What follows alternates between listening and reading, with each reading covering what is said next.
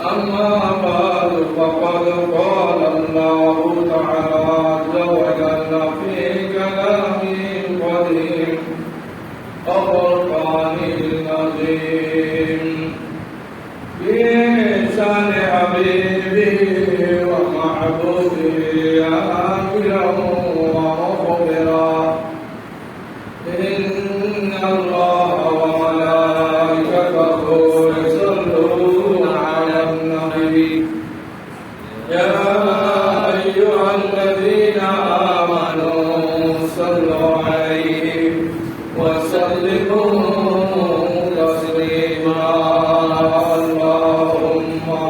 اللهم صل على سيدنا مولانا محمد وعلى آل سيدنا مولانا محمد इजाज़त जिनके घर में जिब्रील आते नहीं हैं कदर वाले जानते हैं कदर शान अहले बैत अल्लाहुम्मा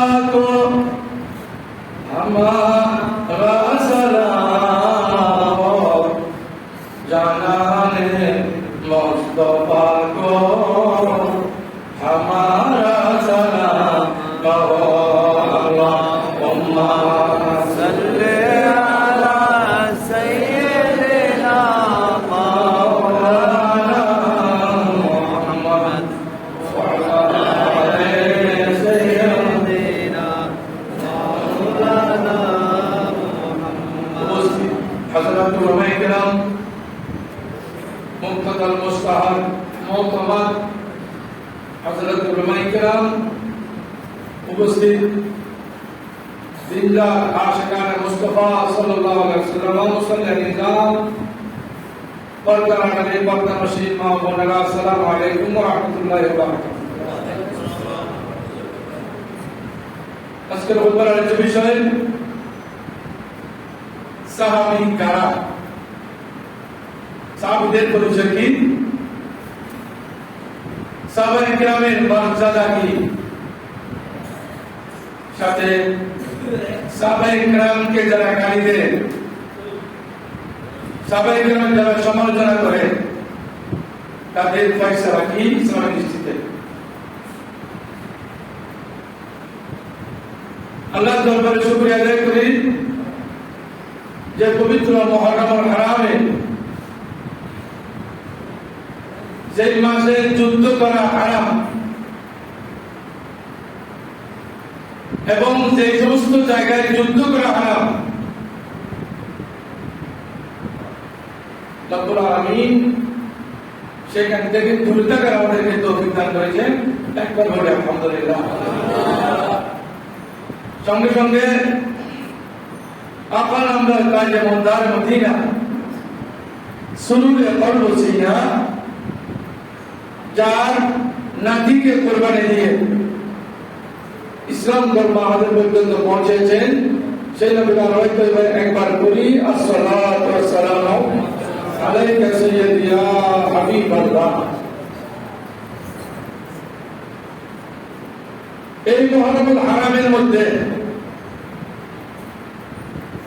ঘটনা অনেক হয়েছে, আপনারা জানেন।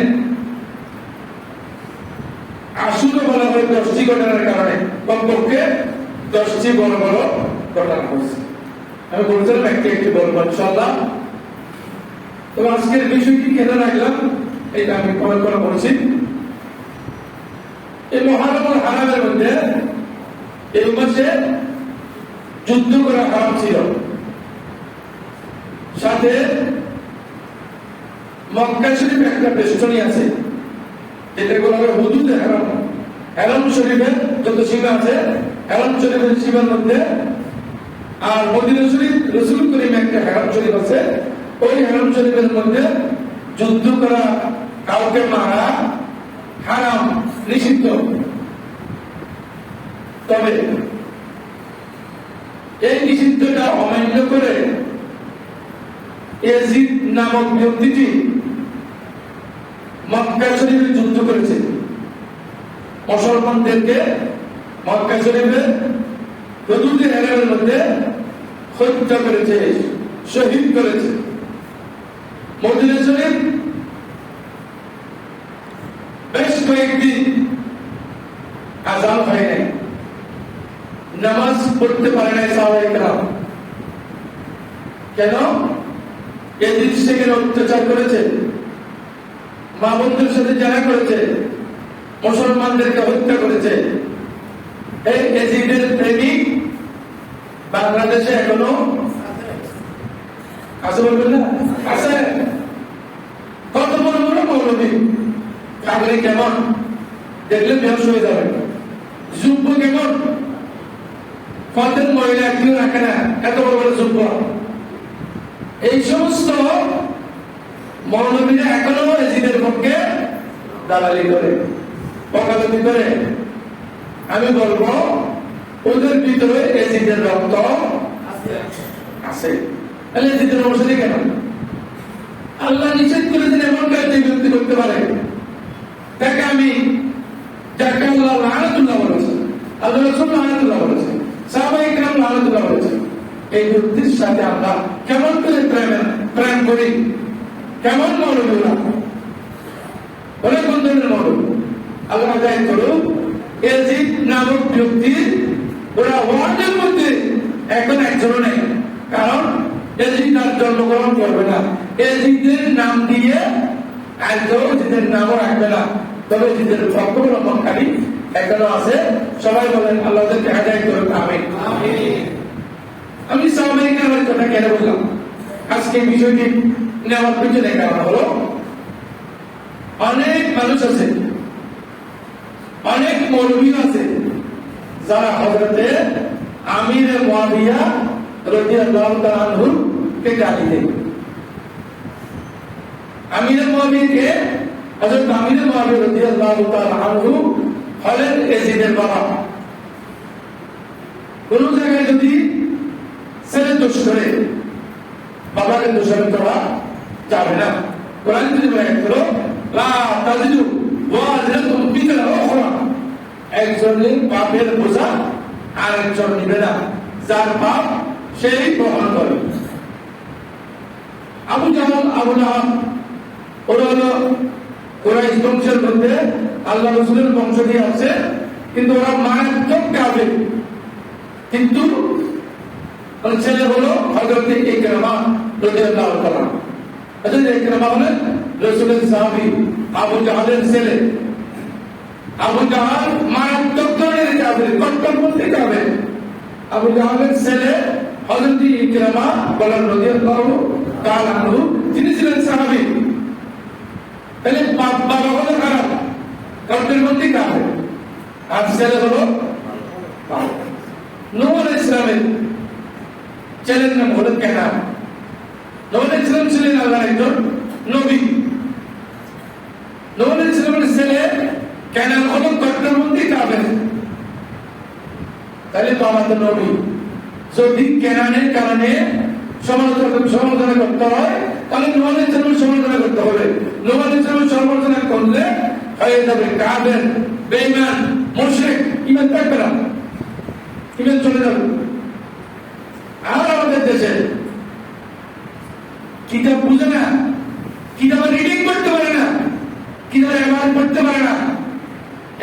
মহাবীরা হযরত আমির মুআবিয়া রাদিয়াল্লাহু তাআলা কালিদের কেন এজিদের কারণে আমির মুআবিয়া রাদিয়াল্লাহু তাআলা বলেন এজিদের বাবা তো ছেলে দোষ করলে বাবা দোষের কোনো কারণ নাই ছেলে দোষ করলে ছেলে জেলে যাবে ছেলে যাবে হলে ছেলে জাহান্নামে যাবে এদের বাবার উপর দোষার করার কিছু নাই আল্লাহ রাসূল বলেন লা তাসুব্বু আসহাবি আমার কোন সাহাবীকে তোমরা গালি দিও না গালি দেওয়া নিষেধ আর কিছু কিছু মানুষ হযরত আমির মুআবিয়া রাদিয়াল্লাহু তাআলা আমাকে গালি দেয় কারণ হযরত আমির মুআবিয়ার ছেলে এজিদ কেন এজিদের কারণে বাবাকে গালি দেয় বলেন একবার নাউজুবিল্লাহ হযরত আমির মুআবিয়া রাদিয়াল্লাহু তাআলা শুধু সাহাবী নয় আমির মুআবিয়া রাদিয়াল্লাহু তাআলা হলেন কাতিব ওহী কাতিব ওহী মানে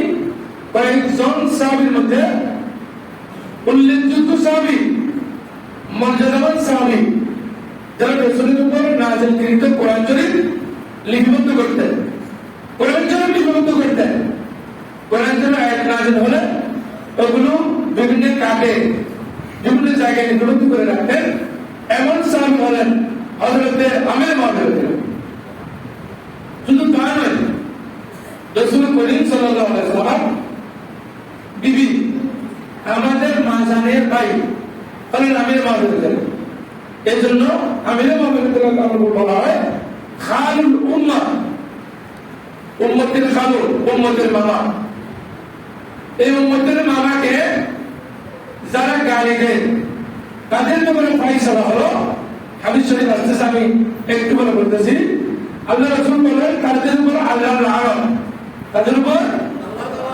আল্লাহ তাআলার লানত আল্লাহর লানত প্রাপ্ত ব্যক্তিরা আল্লাহর রহমত থেকে বঞ্চিত হয়ে যায় ওদের ইমান নিয়ে টানাটানি হয় ওরা বাতিল ওরা কট্টরপন্থী ওরা ইবলিসের ভাই শয়তানের বন্ধু সুতরাং ওদের থেকে সাবধান হযরত আমির মুআবিয়া সহ কোন সাহাবীকে গালি দেওয়া যাবে না কোন সাহাবীকে গালি দেওয়া সম্পূর্ণরূপে নিষেধ হযরত আলী রাদিয়াল্লাহু তাআলা আনহু এবং আমাদের আম্মা হযরত আয়েশা সিদ্দিকার মধ্যখানে জঙ্গে সিদ্দিক হয়েছিল তোর মধ্যে যুদ্ধ হয়েছিল তো আপনি হযরত আলীর পক্ষ নিয়ে হযরত আয়েশা সিদ্দিককে কি গালি দিতে পারবেন আবার হযরত আয়েশা সিদ্দিকের পক্ষ নিয়ে হযরত আলী রাদিয়াল্লাহু তাআলাকে গালি দিতে পারবেন না ভাই সেটা কি আমি আজকে সকালে গাজী দিনুল্লাহ সাল্লামা আজিজুল হক শের বাংলা রহমাতুল্লাহ আলাইহি মাজারে আজকে সকালে 7টার সময় বুখারী শরীফের একটি দাওয়াতে ছিলাম আমার বাকি ছিল 13 বার এই 13তম বারের মধ্যে একটি হাদিস পড়েছি হযরত আদম আলাইহিস সালাম এবং হযরত মূসা আলাইহিস সালাম মৃদু ঝগড়া করেছেন কি করেছেন হযরত আদম আলাইহিস সালাম আর হযরত মূসা আলাইহিস সালাম দুইজনের মধ্যখানে মৃদু ঝগড়া হয়েছে আপনি হযরত আদম আলাইহিস সালাম পক্ষ নিয়ে মূসা আলাইহিস সালামকে ধরে গালি দেন ঈমান থাকবে না দুইজনেই নবী আবার হযরত মূসা আলাইহিস সালাম পক্ষ নিয়ে আদম আলাইহিস সালামকে যদি আপনি গালি দেন আপনার ঈমান থাকবে না তো ধরুন হযরত আলী সিদ্দিকের পক্ষ নিয়ে আলী রাদিয়াল্লাহু তাআলা গালি দেওয়া যাবে না আলী রাদিয়াল্লাহু তাআলার পক্ষ নিয়ে হযরত আয়েশা সিদ্দিককে গালি দেওয়া যাবে না কারণ এগুলো হলো খাতায়ে ইস্তিহাদি বলে এগুলো কি বলা হয় খাতায়ে একদম সোজা পথ বুঝে আসবে অনেক সময় দলের মধ্যে ছেলে মেয়ের সামনে মা বাবার মধ্যে ঝগড়া হয় না আপনি কি মাকে বাতিল করতে পারবেন না বাবাকে কাজে বলতে পারবেন কার বলতে পারবেন আপনি যদি সুসন্তান হন আপনি চুপ থাকতে হবে কারণ মা বাবার মধ্যে ঝগড়া হয়েছে ওনারা যখন একটা মিটমাট করবেন মুরব্বীদের মধ্যে ঝগড়া হলে আপনি ফয়সালা করার কে আপনাকে কে দায়িত্ব দিয়েছে আপনি কি মা বাবার মধ্যে ঝগড়া হলে আপনি কি মাকে মারতে পারবেন না বাবাকে মারতে পারবেন আপনি মাকে মারতে পারবেন না বাবাকেও মারতে পারবেন না আপনার কাজ হল চুপ থাকা এবং কোনো পক্ষ বলতে পারবেন না আর আপনার মা বাবা দুইটাই আপনার কাছে সম্মানী মা বাবা দুইটাই হুমায় জান্নাতুকা ওয়া নারুকা মা বাবা দুইজনই আপনার কাছে সম্মানী সুতরাং আপনি কারো পক্ষ অবলম্বন করা আপনার দ্বারা সম্ভব হবে না আপনি যদি সুসংখ্যাক হন কারো পক্ষে বলতে পারবেন না, চুপ থাকতে হবে। এই সাবেক কালের মধ্যে যে মাঝে মধ্যে এগুলো একটু ভুল বুঝাবুঝি হয়েছে, হযরতে আদম আলাইহিস সালাম আর মুসা আলাইহিস সালামের মধ্যে একটু ভুল বুঝাবুঝি হয়েছে, হযরত মাইনুস সিদ্দিক এবং আলী রাদিয়াল্লাহু তাআলার মধ্যে ভুল বুঝাবুঝি হয়েছে। সেখানে আপনি ফয়সালা দেওয়ার কোনো জ্ঞান করে না, আপনাকে দেন নাই, সেই জ্ঞান আপনার কাছে নেই। কত বড় কবি বলছেন আপনি, কয়টা কিতাব পড়েছেন, কি জানেন আপনি? শুধু কণ্ঠ সুন্দর বলে আপনি ওয়ান ফেমাস বলে হয়ে গেছেন, নামে কাজে কিছু নাই। পাল্লা আলমের সামনে যদি আপনাকে কিতাবে রিডিং করতে বলে, আপনাকে 3 জনের ধরে দেখতে হবে, গায়ে কম্পন করবে। বোখারি যদি করতেছেন, বোখারি যদি সেলসা ঠিক করতে দেয়, বাংলা অনেক করতে পারবে না। সাধারণ শিক্ষিতরা, অল্প শিক্ষিতরা, অর্ধ শিক্ষিতরা বোখারি শরীফের হাদিস নিয়ে আমাদেরকে ফয়সালা দিতে আসেন, তাহলে আমরা হাসি। আরে আমরা 50 বছর কাটিয়ে ফেলছি এই মতে, আলু কিছু কিছু এখন জানি না।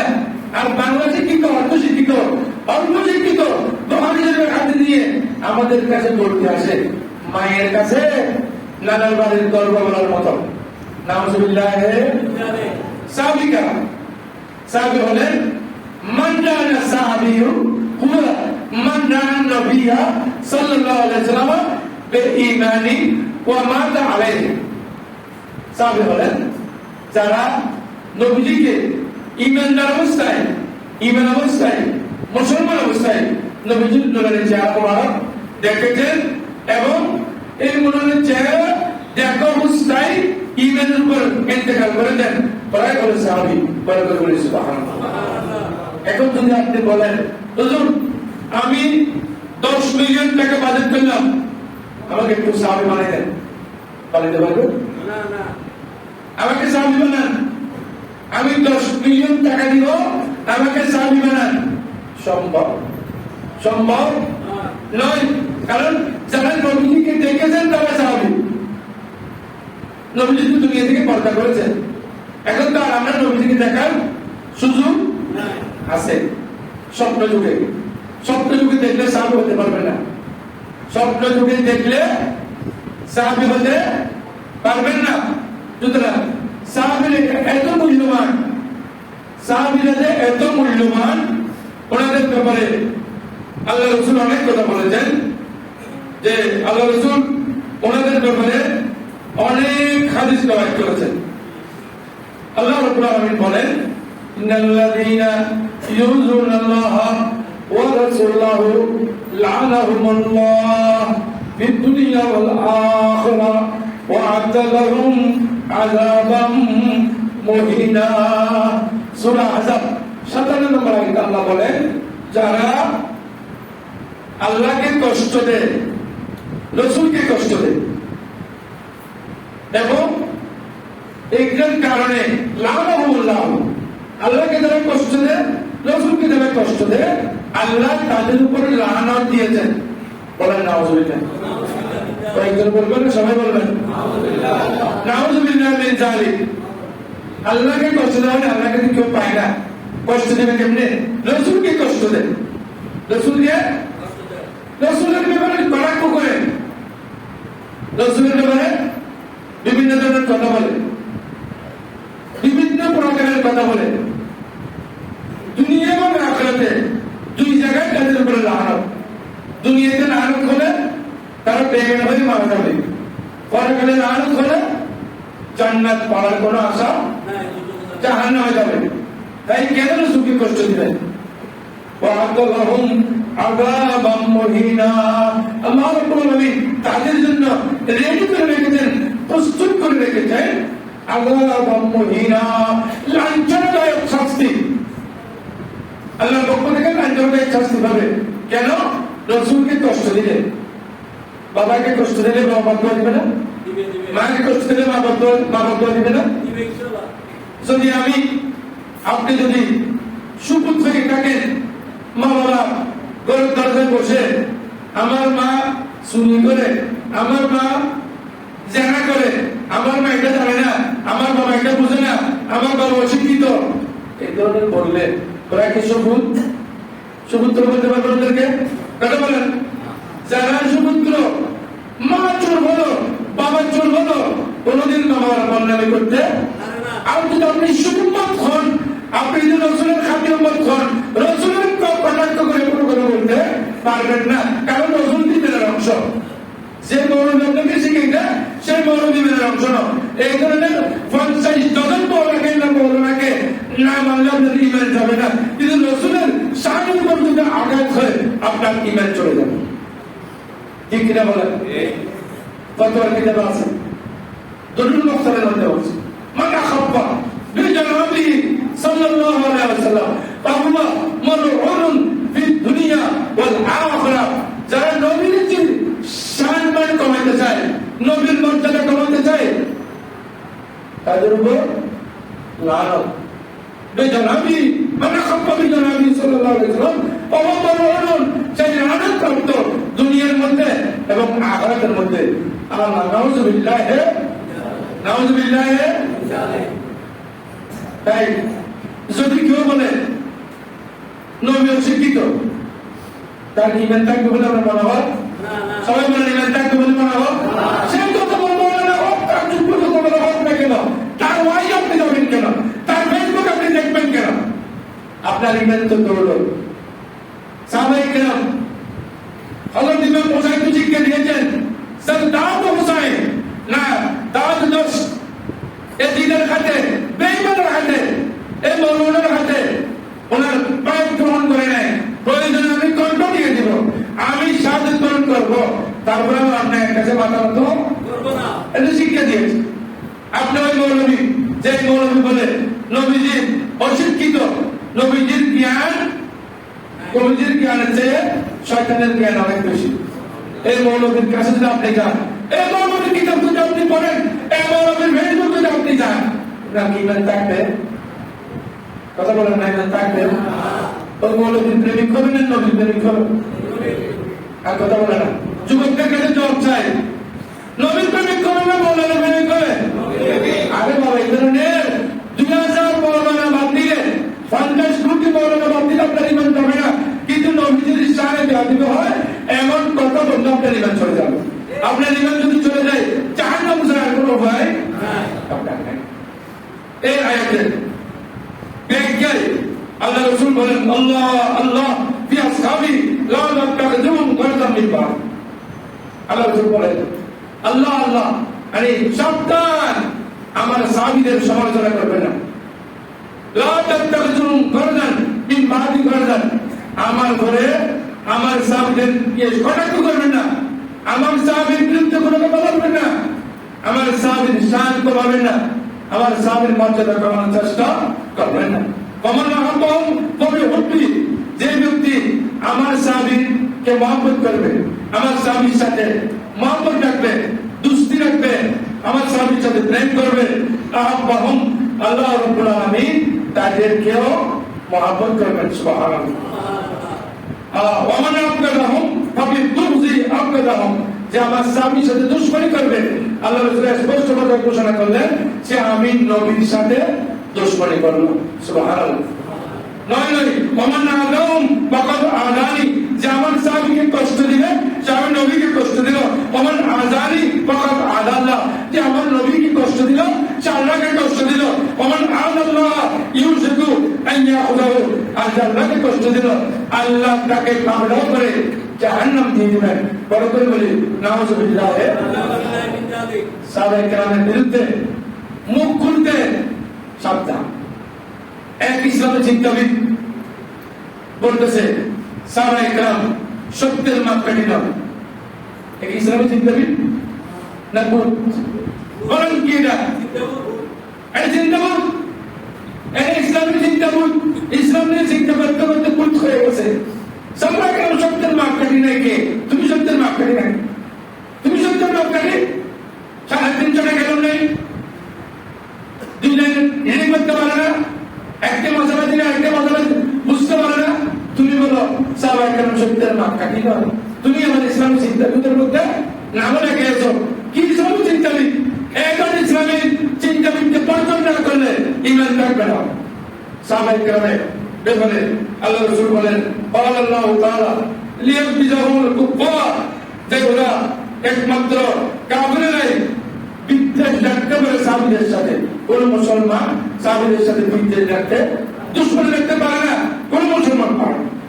আল্লাহ রাসূল ইরশাদ করেছেন, এই হাদিসের ব্যাখ্যা আল্লাহ রাসূল বলেছেন, মান বাদা আসহাব মুহাম্মাদিন সাল্লাল্লাহু আলাইহি ওয়াসাল্লাম ফাহুয়া কাফিরুন, যে ব্যক্তি নবীর সাহাবীর সাথে দুশমনী রাখে সেই ব্যক্তি কাফের, সেই ব্যক্তি কাফের। আপনি কি বেঈমান হয়ে যাবেন? সাহাবায়ে কেরামের সমালোচনা করার জন্য আপনাকে শিক্ষা দিল কে? সাহাবায়ে কেরামের সমালোচনা করলে আপনি বেঈমান হয়ে যাবেন। তাই আপনাকে এটা বর্জন করতে হবে, এই দিক থেকে আপনি ফিরে আসতে হবে। আল্লাহ রাসূল ইরশাদ করেছেন, হযরত আবু সাঈদ খুদরী রাদিয়াল্লাহু তাআলা বর্ণনা করেছেন, قال رسول الله صلى الله عليه وسلم لا تسبوا اصحابي, আল্লাহ রাসূল ইরশাদ করেছেন, আমার কোন সাহাবীকে তোমরা গালি দিও না।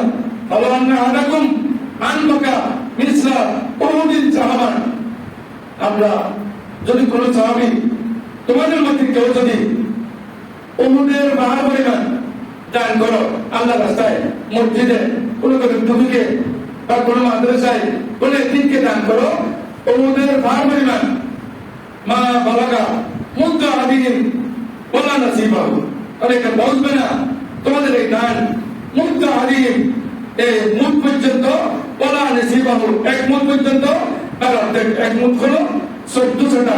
দেখো হাদিস, অর্থাৎ একজন সাহাবী যদি আল্লাহর রাস্তায় 1400 টাকা দান করেছেন, সেই তুলনায় সাহাবীর মতো হওয়ার জন্য আপনি ওই উহুদ পাহাড়, যারা হাদিস তারা দেখেছেন, উহুদ পাহাড়ের বিলায় উহুদের পাহাড় পরিমাণ দান করেন, আর সাহাবী দান করেছেন মাত্র 1400 টাকা। 1400 টাকা সাহাবীর দানের মতো আপনার উহুদের পাহাড় পরিমাণ দানও সমান হবে না, বলবেন না সমান হবে না। এটা বুখারী শরীফের হাদিস। আপনি কি মনে করেন সাহাবীদের মর্যাদা এটা পৃথিবীর মধ্যে সাহাবীদের মর্যাদা আল্লাহ রাসূল ছাড়া এই সাহাবীর মর্যাদা কারো ছিল না, অন্যদের সাহাবী ছিল না, অন্য নবীগণের হাওয়ারি ছিল, কিন্তু ওদের মর্যাদা এমন ছিল না।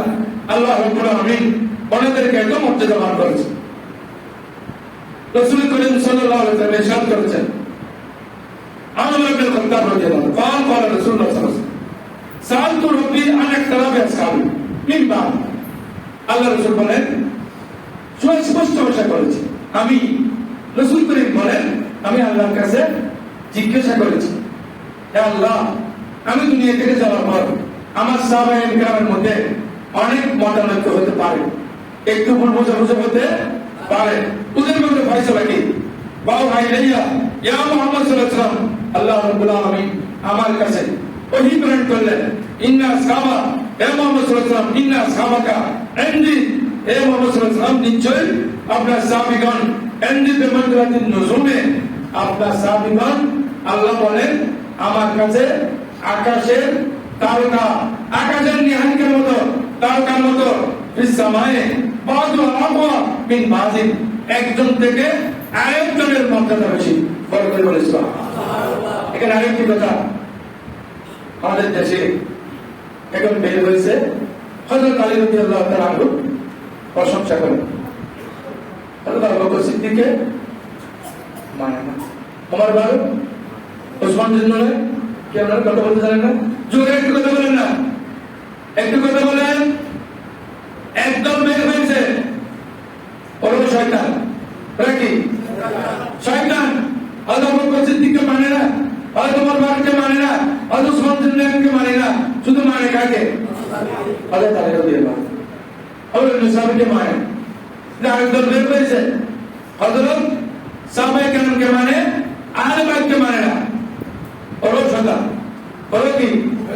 ইবলিসের বড় ভাই, ইবলিসের বড় ভাই।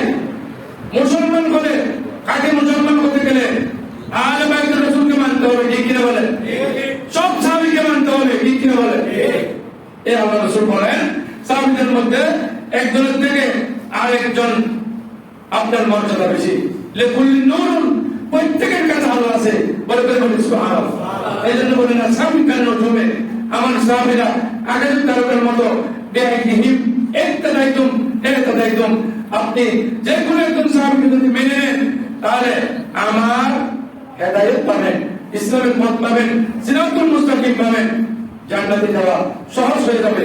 বলবে বলি সুবহানাল্লাহ। ওয়া মান নাকাদা বিশাইইন মিম্মা হুম আলাইহি মিন ইখতিলাফিহিম ওয়া হুয়া ইনদি আলা হুদান। এই সাহাবায়ে কেরামের মধ্যে অনেক মাসালা নিয়ে একতরফ হয়েছে। আপনি যে কোন সাহাবীর মাসালা মেনেছেন আপনি হেদায়েতের উপর আছেন, কোনো সমস্যা নাই। ওয়া রাসূলুল্লাহ সাল্লাল্লাহু আলাইহি ওয়াসাল্লাম আল্লাহ রাসূল বলেন সাহাবীকার নজরে বেইয়ুম ইক্তদাইতুম। আল্লাহ রাসূল বলেন সাহাবীদের আকাশের তারকার মতো আপনি যাকে মেনে নেন হেদায়েত পেয়ে যাবেন। ইক্তদাইতুম। সুতরাং আপনি সাহাবায়ে কেরামের মধ্যে একতরফ হয়েছে, সাহাবায়ে কেরামের মধ্যে ভুল বুঝাবুঝি হয়েছে, সাহাবায়ে কেরামের মধ্যে মতানৈক্য হয়েছে, সেই বিচার করা জাস্টিস আপনাকে আল্লাহ বানান নাই, রাসূল। আপনি বিচারক কে? আপনি কি বিচারক? কি জানেন আপনি বিচার করতেছেন? সাহাবায়ে কেরাম বিচার করবেন, আপনি কে? এই দায়িত্ব দিয়েছে কে? কোন থেকে পাইছেন? একজনকে গালি দিবেন, আরেকজনের মর্যাদা বাড়াই দিবেন, এটা তো কোনোদিন হতে পারে না। আল্লাহ রাসূল ইরশাদ করেন, হযরত আনাস বিন মালিক রাদিয়াল্লাহু তাআলা থেকে বর্ণিত, তিনি বলেন আল্লাহ রাসূল বলেন সায়াতি কওমুন ইয়াসুবুহুম। এমন একটা সময় আসবে যে সময়ে এমন একটা সম্প্রদায় সৃষ্টি হবে ইয়াসুবুহুম, যারা আমার সাহাবীকে গালি দিবে। নাউযুবিল্লাহ। সবাই নাউযুবিল্লাহ বলে আসতে হয়, বলেন না সবাই নাউযুবিল্লাহ। আল্লাহ রাসূলের কাছে নাকি এলমে গায়েব নাই। এলমে গায়েব মানে অদৃশ্য জ্ঞান। আগামী 2 মাস পরে, 5 মাস পরে, 10 বছর পরে কি হবে এটা জানেন না। শুনলে হাসি, আমার হাসি আসে। কেন হাসতে থাকি? কারণ কি? এগুলো কোন মৌলবী কোন মাদ্রাসা পড়ছে? আল্লাহ রাসূল বলে দিয়েছেন আমার সাহাবীদের সমর্থন করবে এমন একটি জাতি সৃষ্টি হবে। এখন করতেছে কিনা? এটার নাম কালমা গায়েব, এটাই হলো অদৃশ্য জ্ঞান, এটাই অদৃশ্য জ্ঞান বলে। আমার সাহাবীদের শান মান কমাইতে থাকবে, ওই জাতি আমার সাহাবীদের মান কমাইতে থাকবে। সাহাবায়ে কেরাম মানুষ ছিলেন, আমরাও মানুষ। আরে বাবা, সাহাবায়ে কেরাম মানুষ, আপনিও মানুষ। কিতাবের মধ্যে বলতেছে শির ও শের, শির এবং শের দুটি দেখতে এক ধরনের। শির মানে হলো আপনার মাখন, দুধ, আর শের মানে হলো পাক। সব দুটি দেখতে এক ধরনের। বাঘ সিংহ অথবা শের, আর শির হলো পনির, দুধ, মাখন। তো সব দুটি দেখতে এক ধরনের, কিন্তু কি অর্থ এক না? অর্থ এক না। আপনি মানুষ, সাহাবী মানুষ। আর সাহাবায়ে কেরাম তো আল্লাহ রাসূল জান্নাত বলেছেন, আপনাকে আমি কি জাহান্নামে কোথায় পাবো? আমার কি কোথায় টিকিট আছে? আমার আপনার টিকিট আছে না। একই মানুষ কেটে বললেন আপনি মান মর্যাদা কমানোর জন্য বলতেছেন এমন একটা যুগ আসবে যে যুগে কিছু মানুষ সাহাবায়ে কেরামের মান মর্যাদা কমাবে। ফালা তুজালিসুহুম, তাদের কোনো মাহফিলে যাবেন না। মাহফিলে যত লোক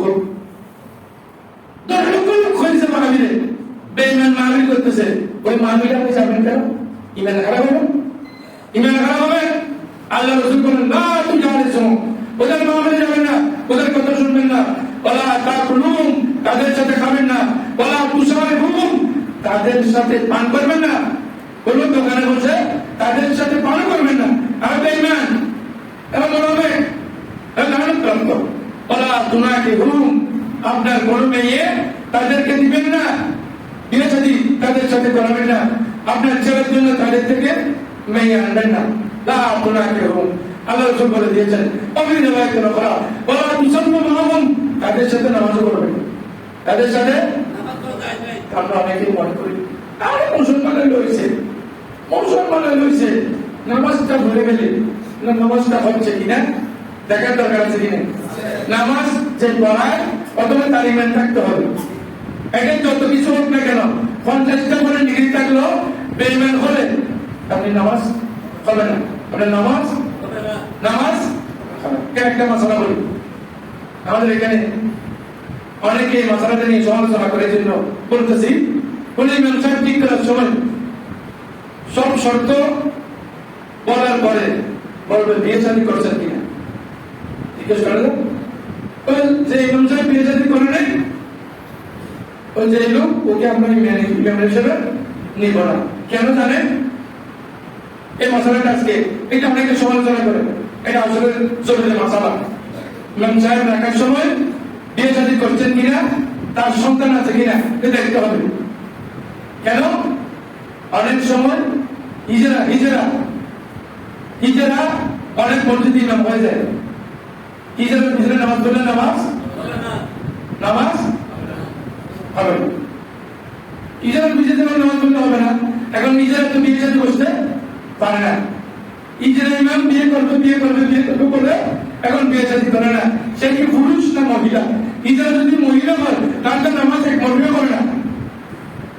হিজরা যারা আর দুই ধরনের করে, অনেক সময় পুরুষ হয়, অনেক সময় এটা আমাদের কিতাব আছে, এই মাসালা আছে, বাবুল খুনসা। তো ইমাম সাহেব যদি বিয়ে শাদী করে, যদি সন্তান থাকে তাহলে বুঝবে ইমাম সাহেব এটা খুনসা নয়, এটা হিজরা নয়, তাহলে তার পিছনে নামাজ পড়া যাবে। আর যদি হিজরা হয় তাহলে নামাজ হবে না। আর হিজরার থেকেও মারাত্মক করে বেঈমান, হিজরার থেকেও মারাত্মক করে সাহাবায়ে সমালোচনাকারী, হিজরার থেকে 1000 গুণ মারাত্মক হলো নবীকে কটাক্ষকারী। তার দিবেন নাই বেঈমান। আবু জাহল আর আবু লাহাবের পিছনে নামাজ পড়লে কি হবে? তো সে তো আবু লাহাব আবু জাহলের মতো। আবু লাহাব আবু জাহল তো ওরা আল্লাহ মানত, কি লা ইলাহা ইল্লাল্লাহ এটা ওরা স্বীকার করতো, কিন্তু মুহাম্মদ রাসূলুল্লাহ